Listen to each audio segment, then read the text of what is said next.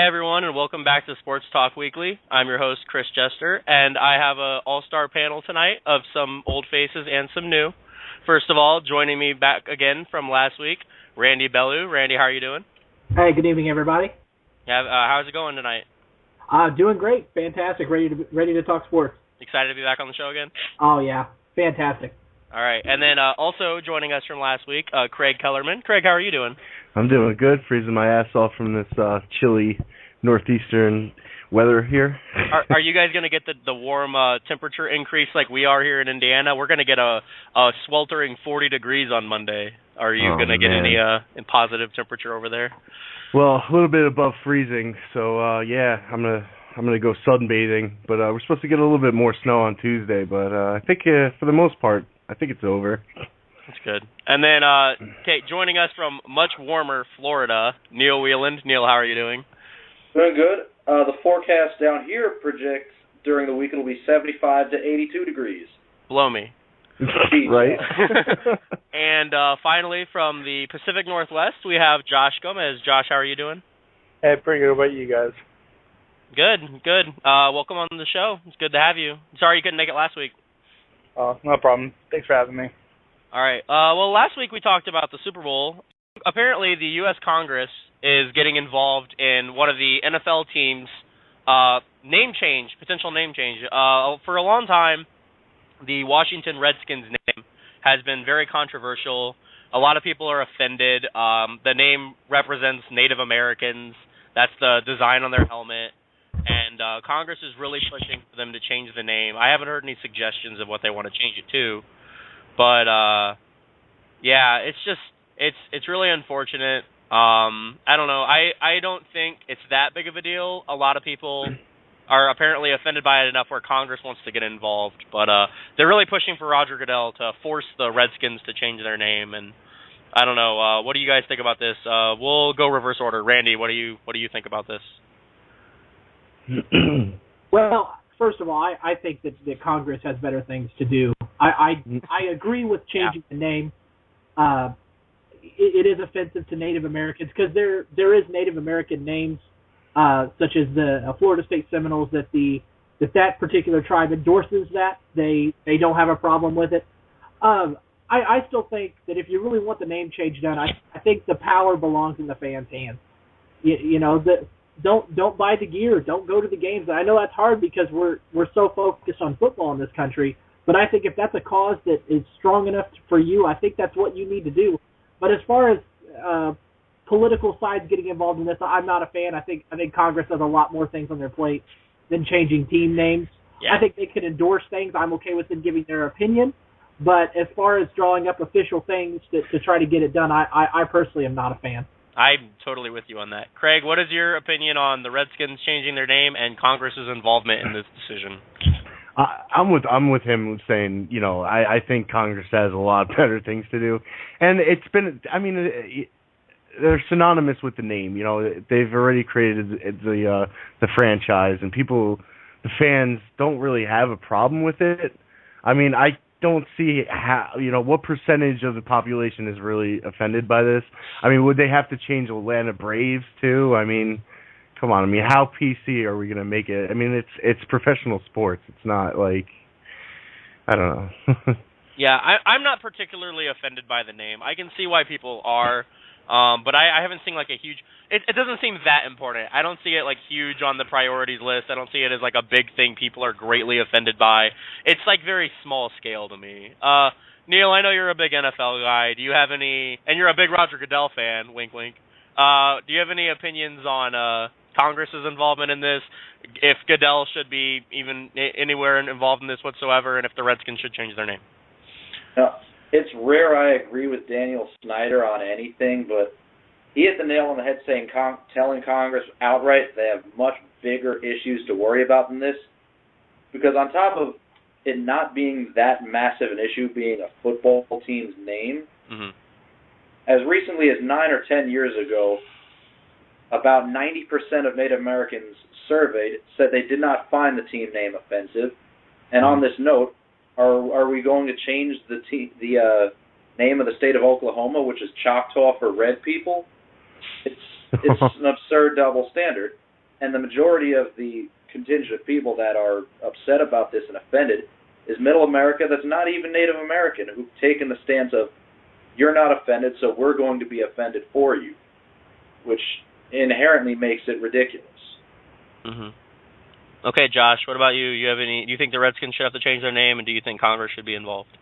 And I'm right with you guys. Like, it seems to be like it's really like it's like there's more important things to worry about. It's a small story that's been made, a lot more public than it really is. And just but for whatever reason they do have to change their name, then I think that could potentially create just like a snowball effect where, okay, they're previously mentioned, there's the Atlanta Braves, Chicago Blackhawks, and then the Native American groups might try to change those names, and then say the PETA and all these other animal rights groups decide, you shouldn't have animal mascots either, and it creates a bigger headache than it really needs to be.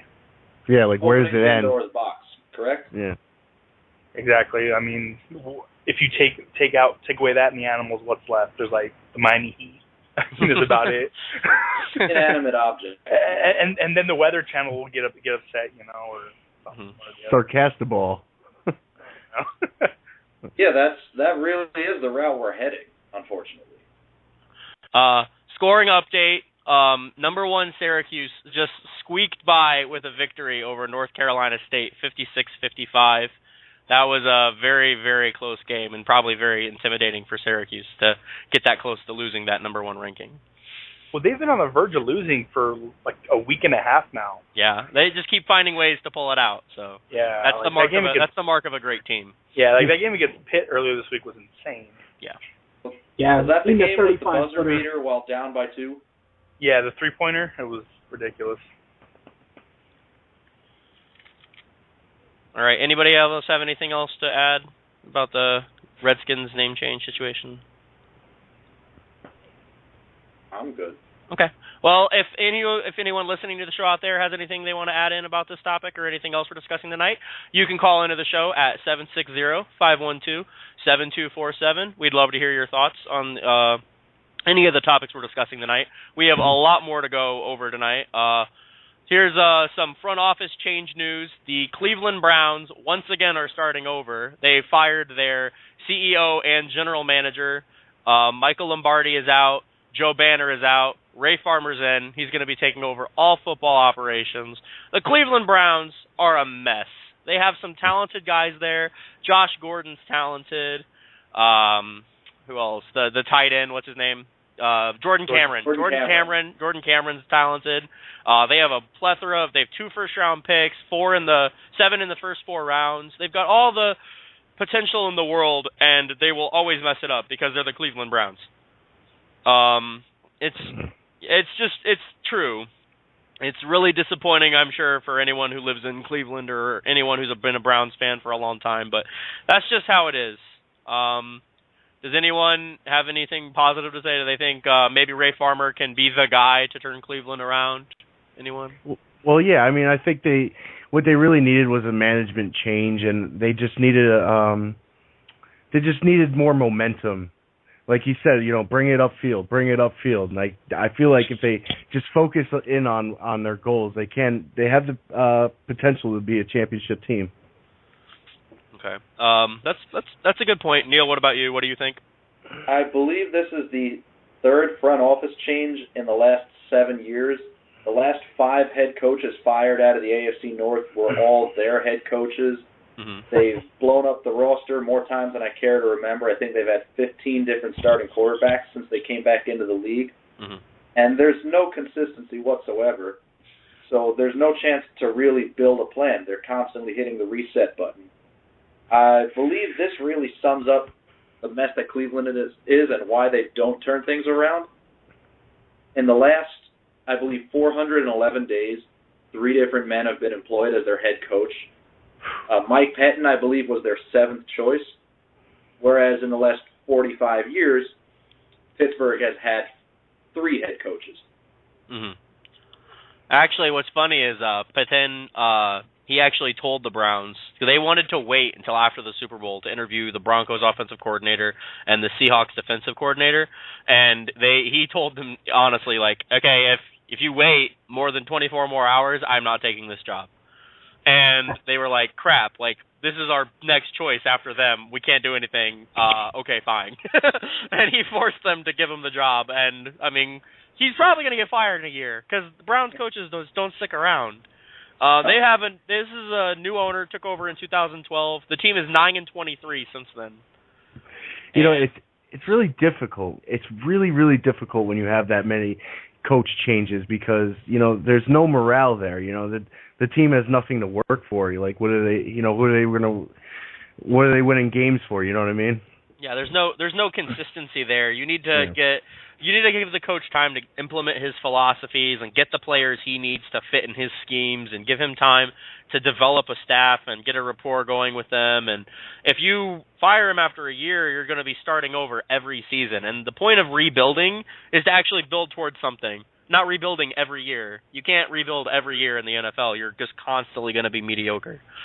You have to nail all your draft picks, and the nature of busts and whatnot, you can't expect to pick high every year and hope for them all to turn out and then have a superstar team in 5 years. It just doesn't work that way. You know, that seems to be what they're doing. It's like they tank every year. Like they fire their coach and then they hire a new one. I think you need to exhaust all possibilities, make sure you get the coach you need, and then make sure it's a guy you're going to stick with for a long time. And this is a new owner. He has time to fix his mistakes, you know. But it just seems like typical same. Provided he doesn't get indicted. Yeah. You can't build a culture as an organization when you're constantly moving management. I mean, they're gonna have to find a general manager and a coach, and they're just gonna have to give it 3 or 4 years to write it out. I think the good spot for Ray Farmer is there is almost no expectations right now for him. So you just build towards something. I mean, it's not that hard to look better than what they've been the past couple of years. Because the problem is you're not gonna get big name coaches to come to a team when A, you're not doing good, B, your owner keeps screwing up, and C, you're not keeping anybody. So why would you go there? And they're in trouble with keeping the decent players they do have. The moment they're free agents, they're gone. So I think in Larry Farmer's situation, you're not starting with much, but the expectations are not that high. As long as they just give them some time, give them 3 or 4 years, see what you can build towards and make better draft choices. I mean, I think, is it obvious to say that Brandon Weeden was a mistake at that pick? Oh, yeah. It was a mistake from then until now. Just absolutely. And I think with the Brandon Weeden thing is just the perfect, there's that, it's kind of I guess it's a cliche where they say if you miss on a first-round draft pick, it sets back your franchise, and really those 2 first-round picks in 2011 probably set them back 5-6 years. I mean, yeah. Who was the pick besides Weeden? It was Trent Richardson, and that they gave up like 3 picks to move up 1 spot, where the Vikings made out like bandits. Yeah, that was 2012, not 11. Oh, was it? What was it? Oh, okay, my mistake. Well, yeah, those 2 picks, yeah. Regardless. Yeah, whatever year it was, and then actually close enough. I saw on NFL.com too with the Trent Richardson trade that the Browns made, that the 4 picks that they got, that they those 3 or 4 picks, whatever it was, they traded 3 of those players that Minnesota, between Minnesota and I think they traded with Kansas City later in the draft. 3 of the 4 players are starters now. That's crazy. Do you know who the players are? I can't remember I saw the names, but I can't remember off the top of my head. And just the Cleveland thing, it's just been like, have they become the Cleveland Browns? Have they become the biggest joke in sports? I don't see how you could. Jacksonville. Yeah, well, but Jacksonville's not the punchline that Cleveland is. They at least show signs of life from time to time. Yeah. Like they had that year, I think it was like 2007, where they made the playoffs and whatnot, but they had a winning season, I believe, as recently as 2010 or 11. Yeah, I think you might be right. That was Anderson's first year at quarterback. They did have a winning season. Now, I think the sad thing is when you're talking about the worst franchises in sports. Yeah, when he's the best quarterback in 20 years. Yeah. The bad thing with the Browns is that probably one of the other worst franchises plays just on the other side of town in the Cavaliers. Yeah. Sports in general, I mean. Bad owners. Yeah. And Yes. with the Browns, their head coach, Mike Pettin was he like the defensive coordinator in Buffalo? Yeah. You wouldn't think a 6-10 team would be losing coordinators for head coaching jobs. No, but he's the their Buffalo seventh defense choice. was okay, but Right. Yeah. Job is clear. No one would touch it. Hey, the Bills led the league in pass rush this year. Thanks, Miami. Yeah, they got 2 games against the Dolphins. That's like a dozen sacks right then and there. All right. I think the Dolphins are coming up. You know, Tannehill's a beast. Yeah. But there's a lot. They've got pieces, but they've got a turnstile offensive line. Even Ben Roethlisberger there's some reasons for that. Line pass protection is bad. Yeah, the Dolphins' offensive line situation is a mess. They don't have anyone outside of Pouncey they can rely on. Losing Jake Long was bad. I mean, that was a big mistake. They have no one, and they have no running game. All right. Well, I'm a Dolphins fan, so you can't talk to me about that offensive line, okay? That's fair. Yeah, like, how much money did that offensive line make Greg Hardy right now? That's a good point. The Giants had a terrible offensive line this season too. We could all talk about how bad our teams are. We'd get even more depressed than we are talking about the playoff round. So, and I don't think the Ravens' offensive line gave the worst run blocking performance since the merger. Yeah. 2.9 yards a run. 2.9, huh? Yes, Matt. 2.9. Inside jokes. All right, moving on. We're going to move on to another NFL topic. Adam Vinatieri suggests on Twitter that 50-plus yard field goals should be worth 4 points instead of 3. Does anyone have any thoughts on that? It seems, I don't know. I mean, I like when players throw out suggestions and everything, but I don't think 50-yard field goals are that hard. Maybe 60. Maybe 60. It would add a skill in the game. It'd be another difference. It would make teams work harder to get a really good kicker too. So maybe 60, but not 50. Yeah, I agree on the concept of maybe 60 because there's a lot of guys who can hit from 50 yards. Yeah. Every team almost. It would add too much to just get it just in enough space to get a kick off. It wouldn't push guys to try to make touch as much. Mm-hmm. You know what I mean? Really, with I think if that did come into play, you could really, I think, could see a change in the way NFL rosters are constructed. Like a lot of college teams have 2 kickers, one for the shorter field goals, one for the longer field goals. You could potentially see that happen with NFL teams if that role. Mm-hmm. I completely disagree with having any field goals for more points. Football is a game of advancing into your opponent's position as far as possible. I think, by giving the same amount of points, you're rewarding getting further down the field because a shorter field goal is higher likelihood of making it. So I don't necessarily agree with it because then you'll have teams basically intentionally lining up for a 60-yard field goal, which is outside of what you're supposed to be doing in football, which is to get down the opponent's field as much as possible. Yeah, you're trying to get in the red zone, not like, halfway downfield and then just kick a field goal. My big problem with it was touchdowns are only worth 6 points as it is. So if you have a really good kicker and a mediocre offense, you can take the trade of 2 less points and kick a lot of field goals. Like it seems stupid. Well, that's what the Raiders have done for a decade. Yeah, you're giving the Raiders an unfair advantage, all right? That's what the Ravens have done. The Ravens have done it every year except 2006. Also, 2011. It makes the Broncos too overpowered, okay? Because they play in Colorado. Come on. Yeah. I think what's the Denver kicker? Matt Prater.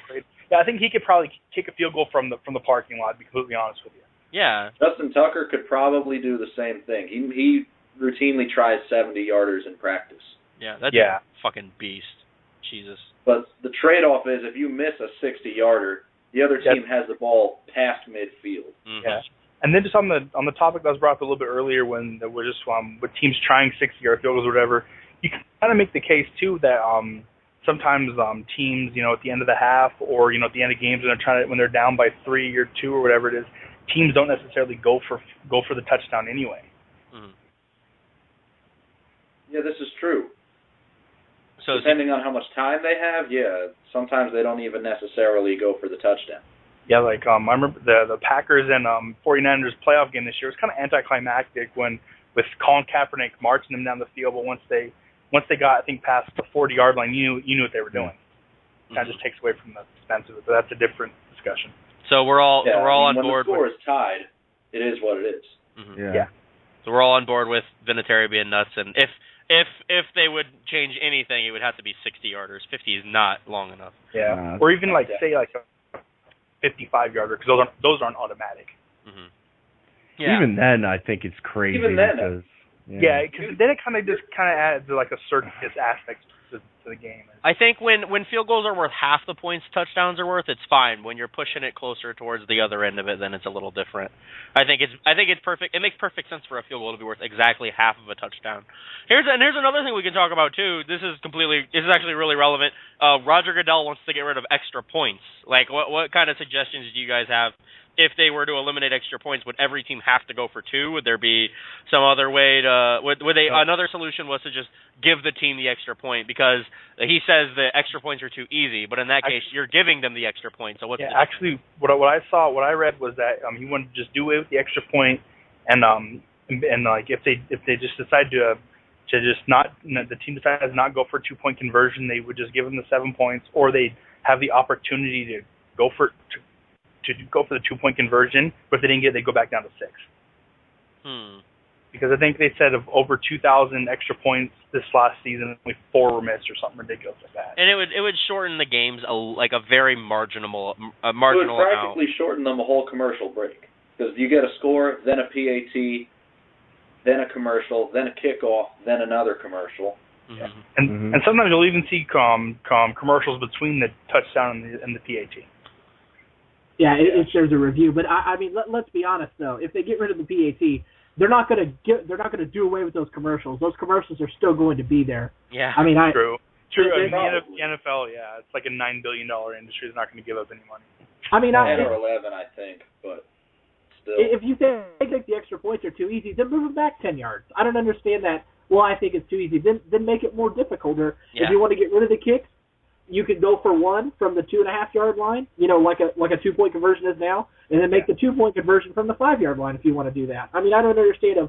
I mean, the NFL is on this kick to get kicking and kick returns and things like that out of the game. Yeah. I think that's what they're ultimately aiming for, because I mean, to be honest, some of the worst injuries we see are on special teams plays, and I think they're trying. I think they're trying to get rid of it completely.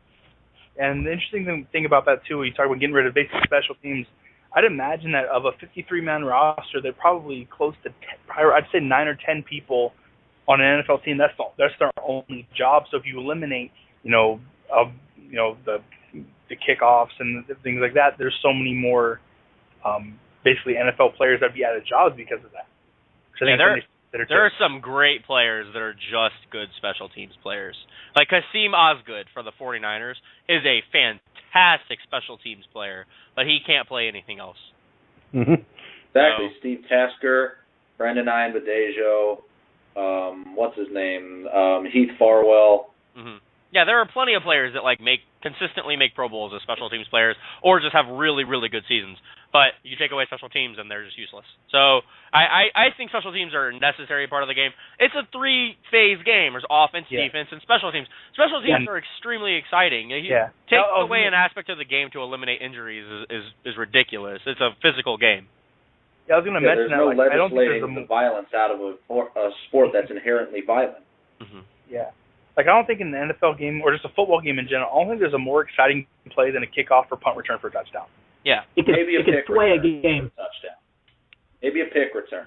That's true. Depending on how it is, yeah. Or a lineman touchdown. A special teams touchdown can completely sway the momentum of a game. I mean, whether that's whether that's a kick return or a fumbled return or a blocked punt or a blocked kick. I mean, those are game changers. Very true. Yeah, like you said, look what a safety did to the rest of that game, in the Super Bowl. Yeah, that was a defense. That was more a bad snap by the offense. That was offense and defense was on the field. Mm-hmm. I think a real shining example, and maybe I'm being a bit of a homer on this one, but with the exception of Percy Harvin's kick return this year in the Super Bowl, I think a great example was Super Bowl 35 when the Ravens played the Giants.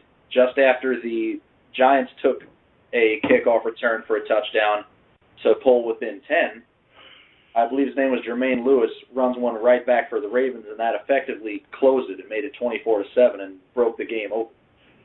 Yes, there was a defining play in a game where the Ravens won by like 5,000 points. We know. Yeah, I was going to mention that. Didn't they win that game like 72-9 or something ridiculous like that, 34-7 was the final. I thought it was 720-9, but I mean, maybe I was exaggerating a little. Well, I was never very good at math, so. It's fine. Okay, so yeah, we're all also on page about the extra point and whatnot. I don't know. I just like the idea of the extra point. I don't care if they have to kick it. I don't think you make it too much longer because then it's an actual field goal and it's worth 3 points. Like, I think extra points are fine. They are missed, and when they're missed, it gets exciting. You know, like like the way football scoring is set up, it works. I don't have a problem with them taking 12 more seconds to kick an extra point. It's not a big deal. Yeah, like, I mean, don't go too long. It's I'm fine. kind of indifferent either way, honestly, but I just feel like sometimes, like, I understand, like, when I like, in a way, that Goodell is hands-on and wants to change things, and, like, I like that he's always trying to improve the game, in his opinion, but, like, sometimes I feel like he tries too hard to change everything, and things you have to keep around. Yeah, you got to keep the fundamentals intact. It's like he wants his name all over the whole entire league. Yeah, you know? But to be fair with everything Goodell does, but also some people tend to forget is that his bosses are the different owners, so they have a say in this too. It's not all him. Yeah, that's true. All right, well, we're going to talk about some NBA now. It's amazing how even when football season's not going on, we still have plenty to talk about regarding the NFL. Just because there's always so much going on. But we're in the middle of the NBA season. We're in the middle of the swing of things. There's a lot to talk about. First thing up for business. Today it was announced David Stern is headlining the Naismith Memorial Hall of Fame class of 2014. Congratulations to David Stern. I say what you want about him. The guy did a lot for developing the league to the point it is today. I think he was the best commissioner in sports. He did a great job. And I'm excited to see what the new guy, Adam Silver, is going to do. But Stern did a great job with the NBA, and I'm happy he's getting recognized. What do you guys have to say about Stern's induction? Randy, we'll start with you. Guys, I don't mean to cut in. I might miss my turn. There's a mouse loose in my house. I have to go get it. You have fun with that. All right, Randy, go ahead. I think Stern did a lot for the game. I thought at times he was a bit heavy-handed. Of course, I say that as a Pacers fan, having gone through the Malice at the Palace. But I think in certain things, where he was heavy-handed, it was necessary. I think the international growth of the game will be his stamp, his legacy on the NBA. I believe there was, 6 international players in the NBA when he became commissioner, and now there's well over 100. So I think that global growth of the game will be his legacy, and a Hall of Fame spot, I think, was a given. Mm-hmm. All right, Josh, I know you're not too big on the NBA, but do you have any thoughts on Stern's accomplishment? Yeah, I mean, for the most part, I think like what he did for the NBA was true, but also living in the Northwest, the way the Sonics thing went down, kind of left a sour taste in my mouth, to be completely honest. No doubt. That's fair. No doubt. And then the way everything happened with basically it came out where basically it didn't matter with the Kings thing over the summer. In so many words, he basically said it didn't matter how much money the Seattle group got together, they weren't getting a team. Mm-hmm. So I think the thing that pissed me off the most that Stern ever did was when the Lakers and the Hornets, or I think it was, just completely agreed to a trade to send Chris Paul. Oh, the Chris Paul thing, yeah. Yeah, and he was like, no, that's too OP.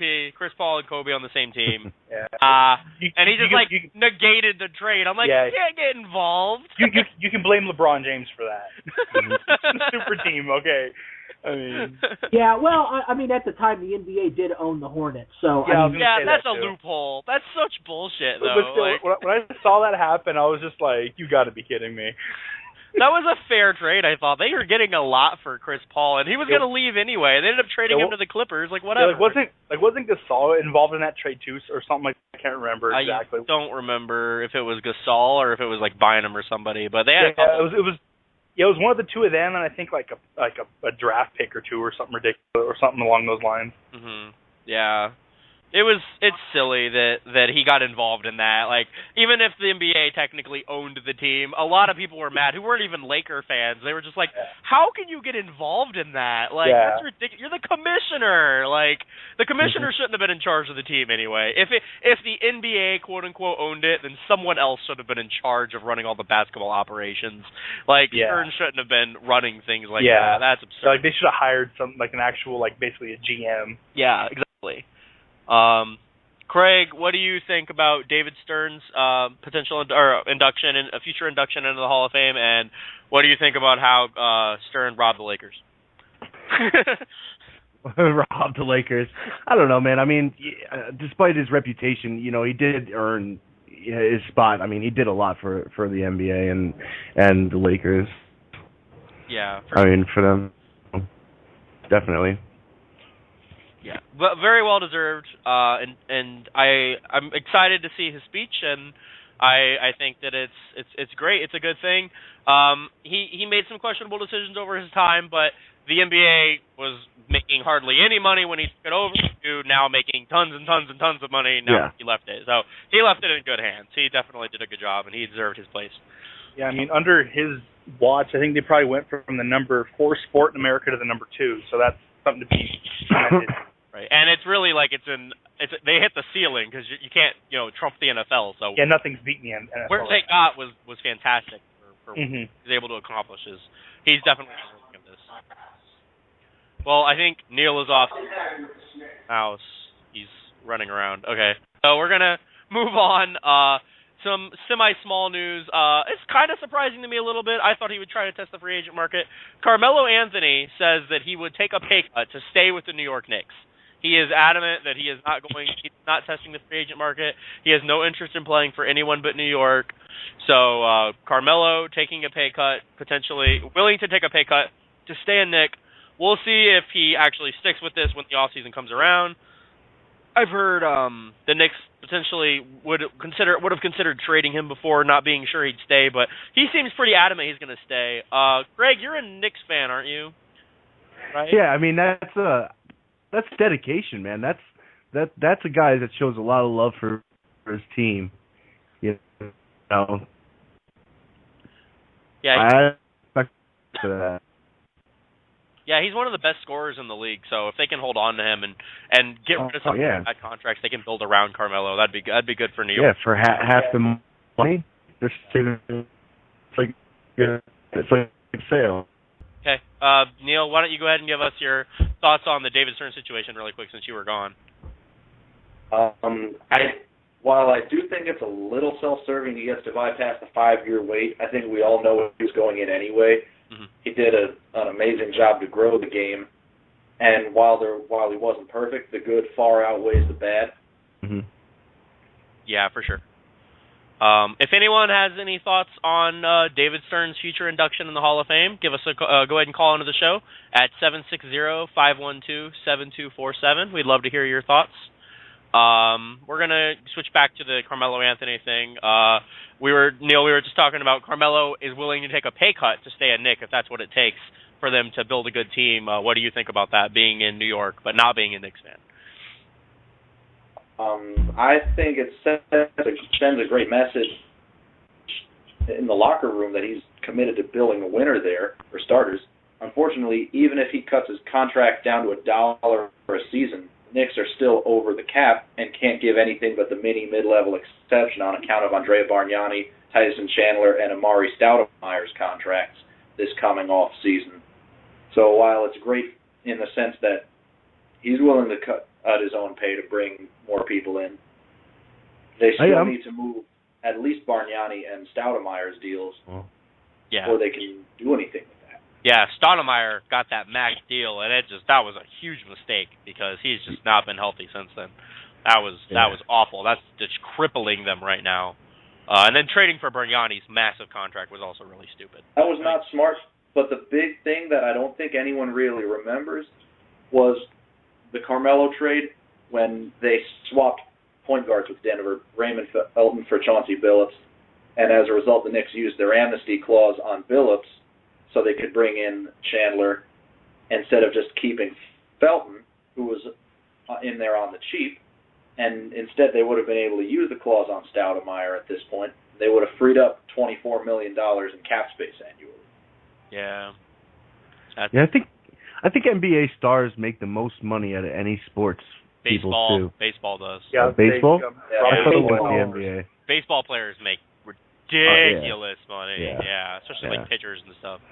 Just look at A-Rod's contract. Jesus Christ. Yeah. And then I'm pretty sure riddance. Robinson Cano has ownership in Starbucks at this point now with how much Seattle gave him. Cano got the Pujols contract. Yeah. I think they're gonna. That was like wasn't it like literally 200 the same contract length and size. It was like 10 years, 210 or something like That's along those lines. crazy. 10 for 240. Should have stuck with baseball, guys. I should have stuck with baseball. Kershaw is getting an annual of $30 million a year. All right, Josh, what do you think about Carmelo's willingness to take a pay cut to stay a Knick? Do you think he'll stay with New York? I think he honestly will. I mean, I know he's not the most it seems like he's not the most popular player, but I think he's I'm the biggest NBA guy, but just he seems to me like next to maybe Kevin Durant, he's the most natural scorer, and just I think if I honestly don't think the Knicks can win a championship with him as the number one, but I think he's the perfect number two, and if they can get just the right team around him, I think they could. I mean, and with the Eastern Conference, really, it's not that hard to be number three in the East, right? I think basketball has become a two all-star team, like a two superstar team. All the best pairs are the teams that you are threatened by. Westbrook and Durant, LeBron and Wade, etc. Hibbert and George, Paul and Griffin, etc., etc., etc. You need two big superstars.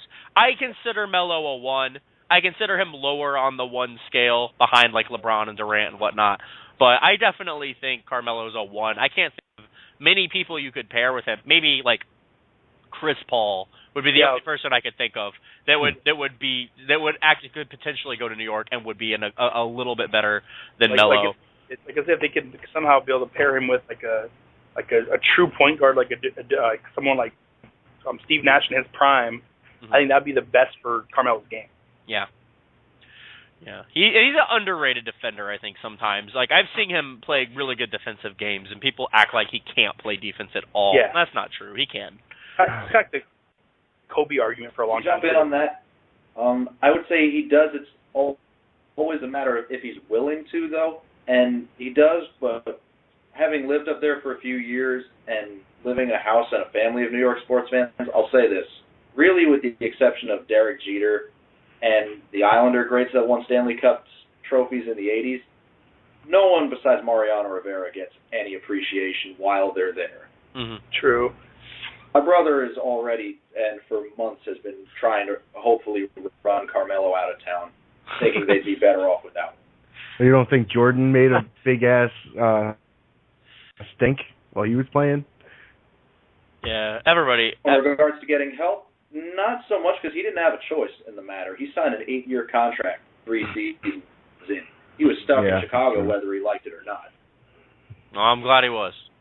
Yeah. That was a good 8-year run. Jackson and Jerry Krause.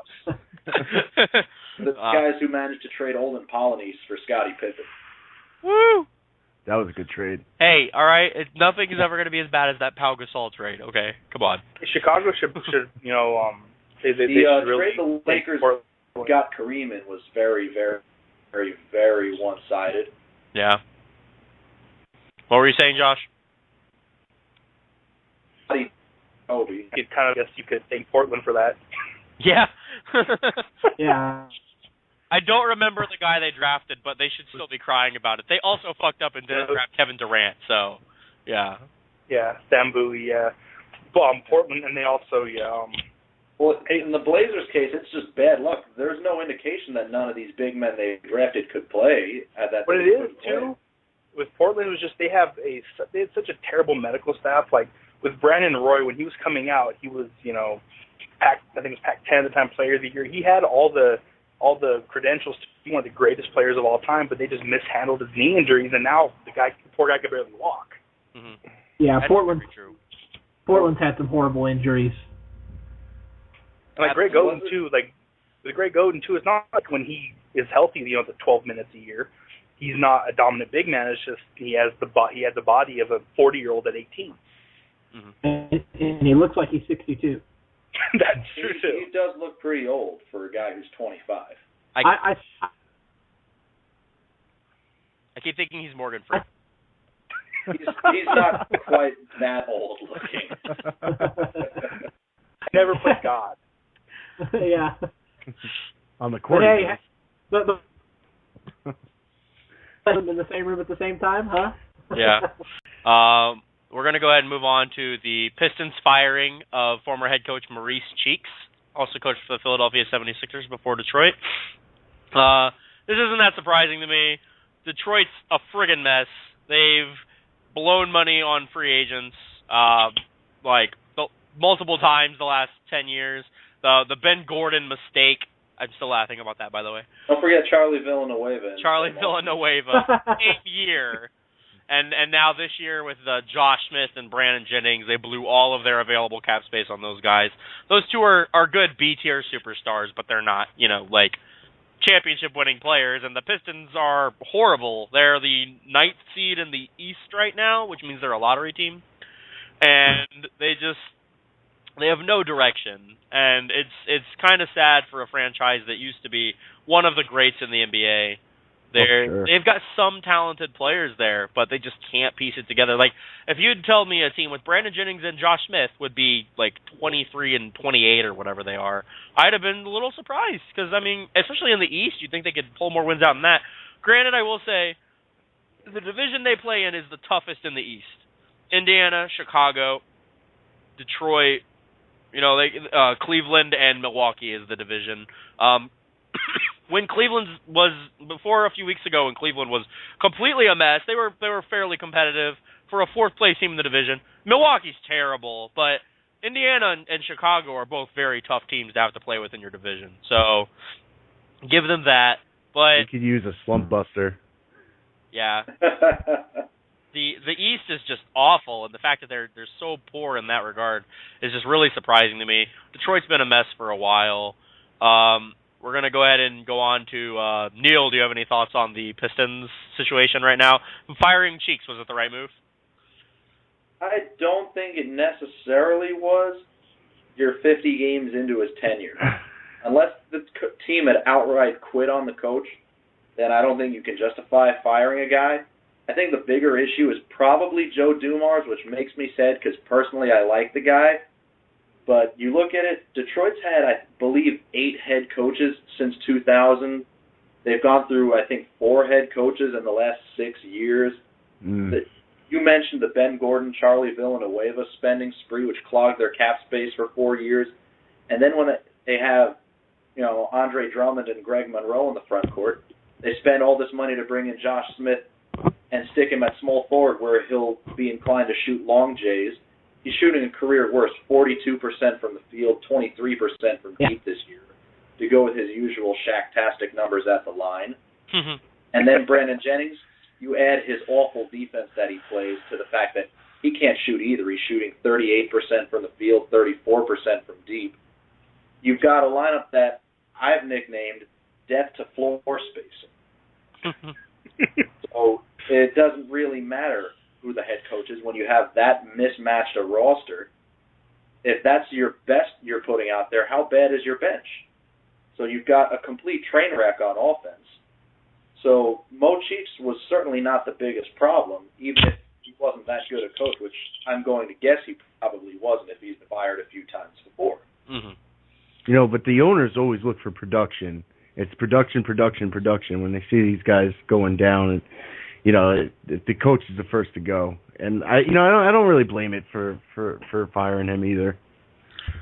It is unfortunate when the coach is used as the scapegoat a lot of the time. But I mean, yeah, I don't know. If I'm Dumars and the owner and everything, it's easy to throw the coach under the bus. But I'm with you on Dumars. Dumars has been awful for them. He was a great player, but he is a terrible man to be running a team. He is the worst person to run your team. You do not want Dumars doing it. For the last 6 years, yes. Oh my gosh. For the last 6 years, yes. The moment the last great move he made was bringing in Rasheed Wallace, and it all went downhill when he let Ben Wallace leave. Randy, do you have any thoughts on the topic at hand? Are you two in the NASCAR race? Yeah. Okay, we're gonna go to Josh. Josh. Yeah. All right. What do you think about the Pistons situation? I mean, it's really it's kind of not on the same level, but they've become kind of in a way, kind of like not necessarily the Cleveland of basketball, because I think that's Charlotte, but more like the Jets, where it's just every move and every decision they make, it just kind of makes you just shake your head. It's just he didn't even get a full season before and it just really they're a team that over the last 3 or 4 years, they just completely fell off the face of the earth. And I think more than the coach or GM or anything, it really goes down to just the talent evaluation of it. Bad draft picks, bad free agent signings, just it kind of snowball. Mhm. Yeah. Randy, you back? No. Okay. Well, yeah. I mean, we're having a little bit of more technical difficulties. It looks like Randy's having some trouble with his connection. Technical difficulty weekly. Yeah. We're not having a good week as far as the technical difficulties going, but it's fine. We'll push through it. Earlier this week, LeBron James said that by the end of his time in the league, he would be on the NBA's Mount Rushmore. I guess that means the 4 best players of all time. Josh, we'll start with you. What do you think? Do you think LeBron belongs on the NBA Mount Rushmore? And if not, who would you put in his place?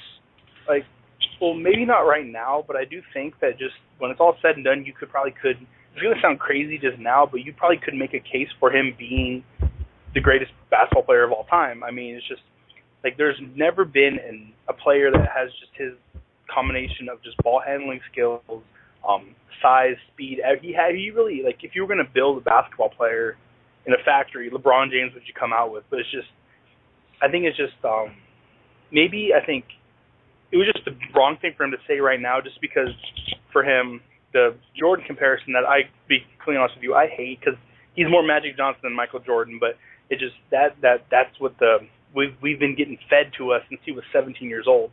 And just I think I have a hard time judging someone when he's in the prime of his career. He still has probably a good 8-9 years before he even starts thinking about winding down his career. But I mean, I wouldn't put him on it yet. But that's kind of just because similar with Kobe, where with them it's kind of to be. Their careers aren't over yet, so you can't really fully judge them yet. Yeah, it sounded kind of cocky to me, honestly, that he came out with it like that. It was so out of place, and he's been taking these shots at Durant in the MVP race between them right now, and I heard Durant say, "I'm not the one talking; he's doing all the talking. I'm just out here playing." And he has a good point. And I hate when people get on LeBron and say he's a bad person or whatever, and he has an ego, because it's usually not. There's usually no substance behind it at all. Yeah. But right now, they got a little bit of a point to bitch about it. Don't put yourself on a pedestal yet. I mean, even if you are great. You heard the LeBron ego thing. I kind of look at it too. He was on the cover of Sports Illustrated when he was a sophomore in high school. He's been getting told he's the greatest thing since sliced bread his entire life. Of course, after 10, 15 years, you're going to start thinking it. That's similar with the Tim Tebow stuff, where Tim Tebow was getting national exposure when he hadn't even started a varsity football game. You're going to start thinking that sort of stuff. It's just honestly, it's going to sound bad. I think it's a byproduct of the 24-hour news cycle. And with LeBron James, before he won that first championship, you couldn't turn on sports talk radio, sports TV without mentioning, he doesn't have any rings. Kobe has this many, Jordan has that many. I got sick of hearing it. Yeah, I really hate when individual accomplishments in sports are always so ring-based. Like, yeah, I couldn't agree more. Player X doesn't have this many championships, so they're not as good as player Z. Like, that doesn't make any sense. Like, you have to. It's a combination of skills, individual statistics, and team accomplishments. You know, if you got your team, let's not forget coaching and a great deal of luck. Yeah, if you get your team deep into the playoffs and you are the reason they get there, and then you make a mistake and cost them the game, you did blow the game, but you also got them there in the first place. Where would that team be without you? You know what I mean? Like that 2007 Cavaliers team that LeBron got to the finals. You look at that roster. That has got to be the worst finals roster in NBA history. Yeah, it's read my horrible. mind. Either that or the 40 and 42 Rockets that Moses Malone took to the finals in 1980. True. I mean, if you want to use the ring argument for the NBA, you can't argue against Bill Russell, but no one throws him in the greatest basketball player of all time argument. Right. Exactly. Yeah. If I'm going to throw my opinion in for that, I believe the reason is marketing. David Stern has a marketing background, and he took the job the same year that Michael Jordan joined the pros, and he knew more or less market and push Michael Jordan heavier than Vince McMahon pushed Hulk Hogan. Market him as the greatest thing ever. Yeah. Market individual over team, and market Michael as invincible, as some immortal figure who never missed a shot, who never turned the ball over, who never lost a game. The coverage of him and the narrative of him is nothing but he won every season he played, which is entirely untrue. It took like 7 years just to get to the finals or something along those lines. Because it's a team game. Yeah, even the best of all time, you know, without the help around him, isn't going to get there. Yeah. And the interesting too, just kind of, this isn't necessarily on topic, but how the one of the criticisms on guys like Kobe and Carmelo, Kevin Durant, to a lesser extent LeBron, that they're called ball hogs. But if you look at some of some of Jordan's best, most famous games where he's like that 65 points in the, I think it was against whoever it was. If you watch Jordan, he was a ball hog, but I don't think it's necessarily calling about a ball hog. It's just when you're the best. When I think with a basketball team, you want the best player to have the ball in their hands. You do. There are players playing roles on each team. If there is one guy who is so good that the other team has to dedicate multiple defenders to him, then it either, in that case, if they're dedicating multiple defenders to you to shut you down, all your teammates are open.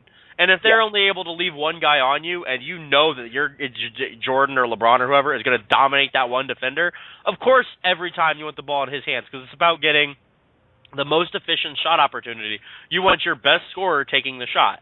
I mean, it's not a ball hog. It's like math. You know, it's logic. Yeah. Like you want the best player out there, you know, shooting the ball or drawing away all of the defense to make it easier for his teammates. And just you know? The ball hog name is just kind of elementary. Yeah, it's really. Yeah. There are a lot of ignorant sports fans that don't understand. Yeah. They just have these misconceptions and they don't really think about it. That's one of those cliches that I cannot stand. The only one I think I can. In regards to that, though, I believe that's a big part because I think it's especially prominent in basketball fans. Is the way Stern marketed the league, marketing so much fanfare and so much sizzle that the stake is for them. Superstars. Yeah. I think the NBA more than any other team, any other league is just people aren't necessarily. I always say this, and like it's not a popular opinion, but people are fans of players more than teams. Mm-hmm. In some cases, yes. Mm-hmm. Casual fans will do that. There are a lot of people that like a team because their favorite player plays for it. Yeah. You know. Yeah. Which isn't always a bad thing, because I mean, most of us when you guys like when you start getting into sports, you like when I first got into basketball, I was like a quote unquote Sixers fan because I loved Allen. Kind of just Yeah, you like what you like. You know, if you are dedicated and you're entertained by what you're watching, then you're going to support whatever you want. If that's a player, that's good. That's one thing. If it's a way a team plays, a style, that's another thing. If it's just the team that's good when you start watching, that's another thing. You know, there are all kinds of reasons you become a sports fan. It's not as black and white as I live in city X, so I'm a fan of this team. Exactly. You know, that's also a great reason to be a fan too. If you want to support your hometown team, that's fine. And like none of my favorite teams are my hometown teams, but I still support all my hometown teams. Mm-hmm. But I hate when people have these reasons of why you're supposed to be a fan of these teams. Like, oh yeah, that's, And if you're I an catch in-town all the sports time. fan, if you're an in-town sports fan, at least go to the games. yeah, You yeah, know what I mean? Support the team. Yeah. Yeah, Yeah. don't Or- talk or- shit and then not even go see it. You know what I mean? or at least tailgate and go to a sports bar or something like that, because with the case of the most casual fans probably can't afford NFL tickets. Oh hell Sure. no. there are Football tickets are expensive. Yeah, A it lot is of ridiculous. high school fans can't. But like I try to go to a couple of Giants games like at least once every other year. You know what I mean? mhm. Yeah, I Like, mean, just- I think the cost of an NFL ticket is the equivalent of probably going to 6 or 7 baseball games. yeah, definitely. 2 years, my family had jet tickets when we went back to New York. They were $120 and $125 a piece. Jesus. Yeah. They were second level. They were second row seats, not not the third level, but still. There are Yeah, cheap. there are people in Indiana who have told me that they criticize why I'm a Minnesota Vikings fan. They don't understand it. They've never been to Minnesota. I don't understand it. Whatever. But then they can't tell me as much about their team, the Colts, as I can about some random NFL team. I can pick any NFL team, and I know more about that NFL team than they do about their dedicated team that they've been watching for 2 years since Andrew Luck's been there. yeah. I know more about the Oakland Raiders than most Indiana people know about the Indianapolis Colts. It's ridiculous. It is a little absurd, but that's how it goes sometimes. What topic did we get off of topic though? It was the Mount Rushmore. Mount thing. Rushmore. Yeah. Mount Rushmore. Yeah, we did get a little off topic there. Okay, Josh, who would be your 4 on your NBA Mount Rushmore? Right. My 4 would be, first of all, Michael Jordan, just because I think he is the greatest NBA player of all time. Mm-hmm. Number 2, I would probably go with Karl Malone, just because, I mean, despite the big knock on him too is the whole no ring thing. But if you watched him, I honestly say it, he's the best big man I ever watched, aside from maybe Shaq. But I mean, just from what I've watched, because I'll be honest, most of NBA before 90, I'd say 96 or so, I have very little memory of. But I mean, number 3, I would just say Oscar Robertson, just because his numbers speak for themselves. I mean, he basically averaged a triple-double. Yeah. He did for a season. Was it? Yeah. It was, and then the 4th would be, I would say, I'd probably go with, I go with Shaq, just because I think next to Jordan, he's the best player of my lifetime. Yeah. Oh, I forgot about Shaq.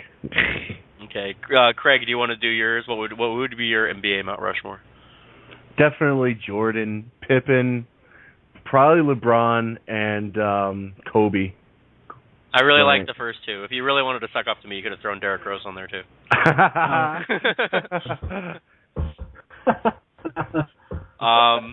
Okay. Neil, who's your 4? Your Mount Rushmore? That's tough because initially I'm not crazy about the idea of having one, because I think that there's so many different eras where so many different faces. I mean, I could have we could easily name 10 different people. I can name 10 to 12 people, but if I have to put 4 on there, I think the first 2 I'm going to put on there are Russell and Chamberlain, on account of they really helped grow the league in the first place. In its early years in the 1950s and 60s, it really made it an attraction. And the other 2 spots I think I'd have to use on Magic Johnson and Larry Bird, on account of the fact that when they became big stars, the league was really in the dark ages. There's the image of the league having a drug problem. I mean, the ABA's games, you couldn't even watch half of them locally. Dr. J was playing for the Squires in Virginia, and their games were not even televised, so people didn't even know what he was doing. Finals were on tape still at the time, and Magic and Larry came in, and this was helped a bit by Stern's marketing halfway through the 80s, but it became a global sport, probably the second most popular sport on the planet, aside from soccer or maybe baseball. And I think the 2 biggest athletes that the league had at the time you could credit that to were Magic and Larry.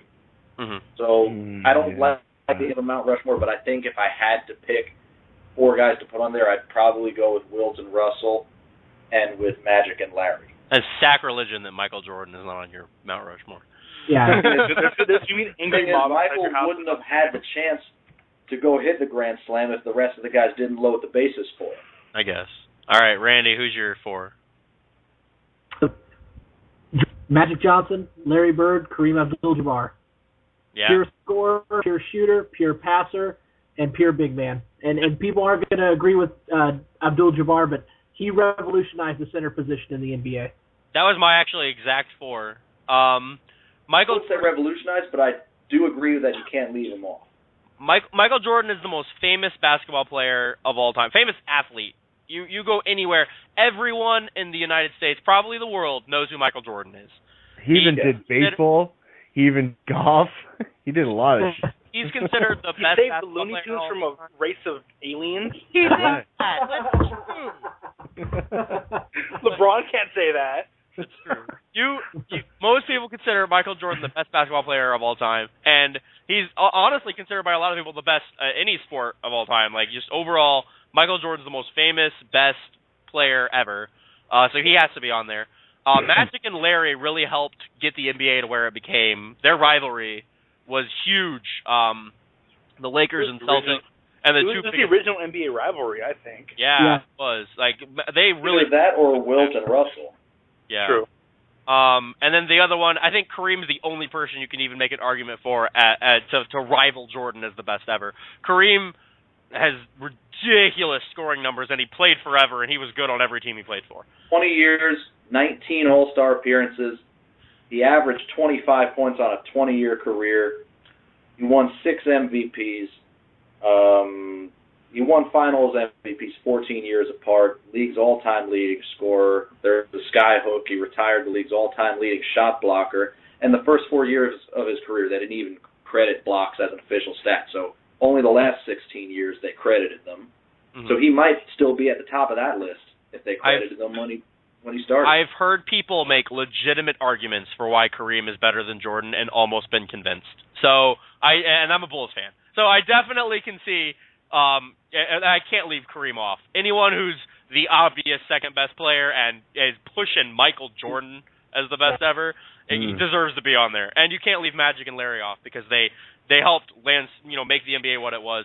And I think what Jordan did too, like Jordan helped grow the NBA too, because he was Stern's LeBron before LeBron, you know. Yeah. Like so there's a whole Magic and generation Larry of fans collectively that probably wouldn't passed be the watching torch on to him. Exactly. I agree with what you're saying there, Josh. Yeah, there is a ton of fans that wouldn't have ever tuned into the NBA without the groundwork that Magic, Larry, and Jordan laid. So definitely, I mean, that was the NBA's golden years when those three were at their best. So definitely, that would be my 4. We're going to move on to the main topic of discussion for tonight. Michael Sam, the defensive end out of Missouri, All-American, SEC Co-Defensive Player of the Year, has decided to come out right before the NFL draft in a few months and tell everyone his sexual orientation. He said, "I'm gay, and I don't have a problem admitting that."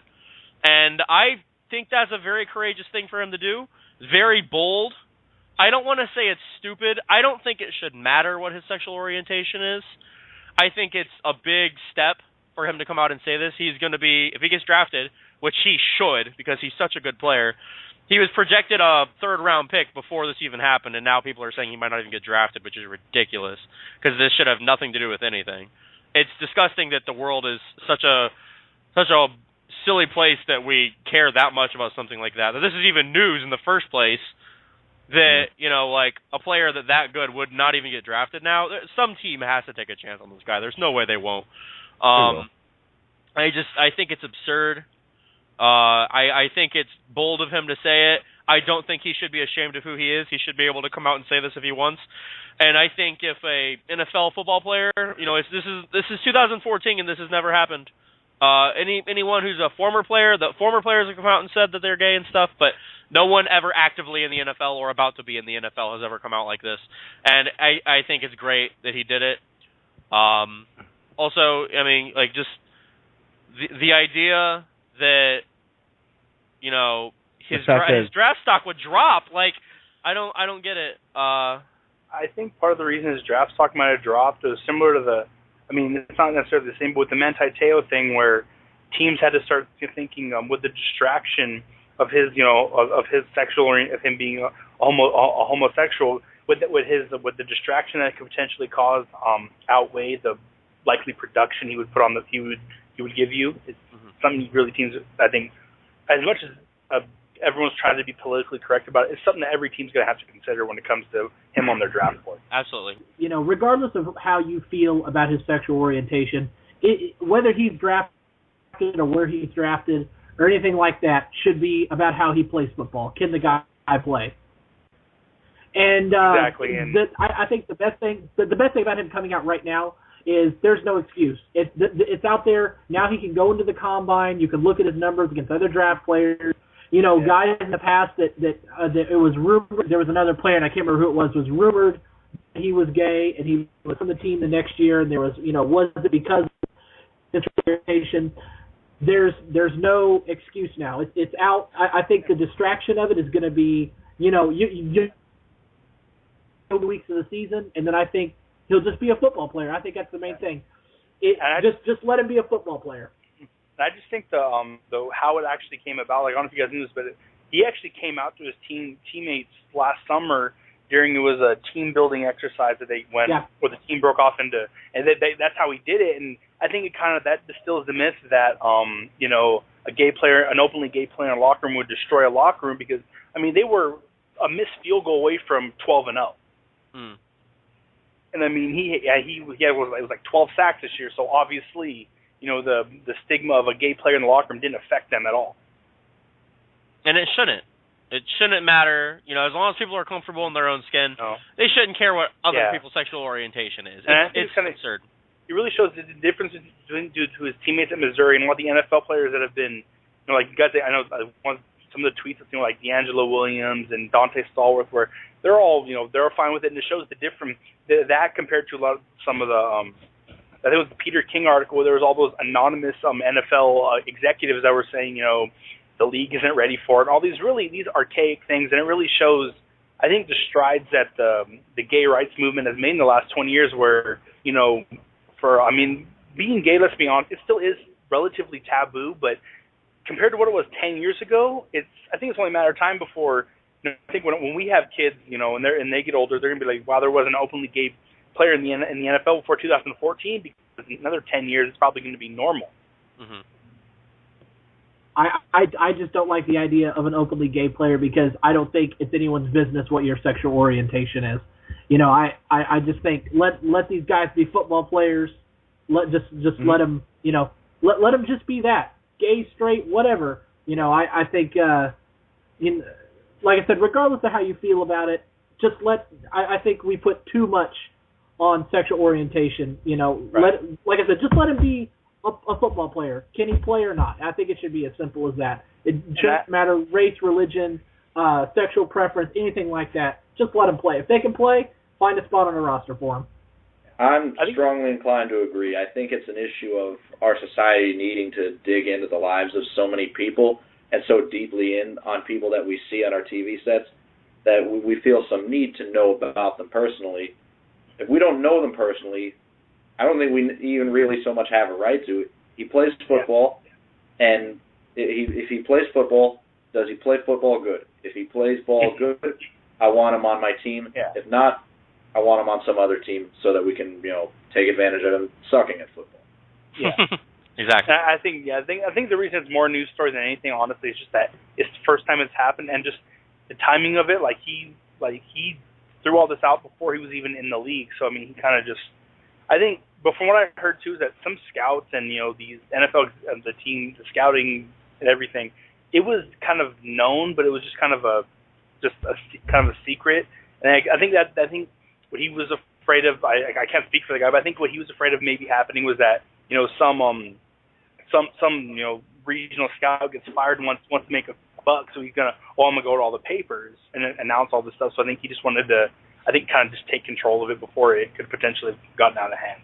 Right. All right, we have a caller from the 561 area code. We're going to go to that caller. In West Palm Beach. Caller, how are you doing? Hey, guys. I was just calling in about the football player. Hey. Yeah. What's your opinion on that? I mean, I think I support him, but the whole issue about, like, being in the showers and having to watch your butthole is, like, I don't know. I don't think that's a problem at all. I mean, you know, he's a professional, you know. It's not, you know, you don't, yeah, you don't look at somebody who you're not attracted to. You know, they're teammates, you know, they're players. You know, their sexual orientation has nothing to do with the game. And then, because I mean, I played football for 8 years, so when you're around your teammates, they become basically like, it's kind of cliche, but they become like brothers to you. And I mean, and just because, you know, someone's sexually attracted to another man or another woman, you know, whatever it is, doesn't necessarily mean the man or the woman, whatever they're around, that they are attracted to them. It's kind of, that's just kind of, I think, a homophobic myth. Absolutely. And he's a good football player, so that should really be That's the only thing that matters. If you're a coach or an owner out there and you want this very talented player on your team and he fits your scheme, you draft him. And his sexual orientation has nothing to do with anything. It's not a distraction unless you have insecure guys on your team. If you have insecure guys on your team, you need to decide if you're going to hold on to them. You know? Yeah. And just the one thing I'm kind of worried about too is that say, you know, I think he's projected. I've seen anywhere from 3rd to 5th round. If say, you know, he slips into the 6th or 7th round, then I could potentially see that being a cry from the gay rights groups that, oh, he was drafted in the 7th round because he was gay or he wasn't drafted, which I don't see happening. But crazy things happen with players that should be drafted that don't get. I'm just afraid that could potentially create a negative backlash too. And you have to imagine the draft and the combine, all the whatever team he goes to, whether it's, I don't know, the Pittsburgh Steelers, just a random team, you know, you have to imagine their mini camps and their training camps are going to have TMZ and all this other media that they probably wouldn't have otherwise too. Yeah. That's the reason teams didn't want to grab Tim Tebow. Yeah, They exactly. didn't want the media service. Well, I think it's people like the clown that just called in. It's people like that is the reason this is even a story. Yeah, exactly. People want to accept. Then we just move on. So Fox gets going. Yeah. I think that's all we have to talk about tonight. I believe that was the last subject we were covering. Yeah. Did anybody else have anything else to add? I think you covered everything. I think it's a shame that this is even news, like we said. Hopefully in 10 years or so, maybe, you know, 5 years down the road, this will be irrelevant. No one will care. No one will even have to come out about their sexual orientation because it shouldn't matter. You know, like, you shouldn't be surprised by someone's sexual orientation. All right. Anyway, we're gonna wrap this up. If anybody has anything they want to plug, Josh, can start with you. Nothing really. Nothing off the top of my head now. You don't have a Twitter or anything you want to plug? People. Oh yeah, if you guys want to follow me on Twitter at my last name Gamez GAMEZ_time76. Okay. Randy, do you have anything you want to plug this week? Yeah, first of all, we talked about the NBA Hall of Fame. Shout out to Bobby Slick Leonard, coach of the ABA Pacers and longtime broadcaster for the Pacers Basketball Hall of Fame. So great for him. They were concerned if he was going to get voted into the Hall of Fame because he is 81, so he doesn't have not always guaranteed always next year. So shout out to that. Also, anybody wants to follow me on Twitter, I am at Rousdower24, ROWSDOWER24, and also to the U.S. Olympic men's hockey team. They beat the Russians today 3-2 in a shootout. So congrats to the U.S. hockey team. Woo, USA. America. All right. Absolutely. Neil, do you have anything you want to plug? No shameless plugs this week. I'll surely find something next week. All right. Just a shout out to the USA's hockey team, and hopefully we get Canada back this time around. Yeah. All right. Get Terrence and Phillip. All right. They're fictional characters. Craig, do you have anything you need to plug? Yeah, I want to thank you guys for listening to us here, the Sports Show Weekly on Saturdays on Mega Powers Radio, and I also host another show on Thursday nights, Geek Speak, for, we talk about all kinds of geeky stuff, films, everything, video games, stuff like that. Also a live call-in show, and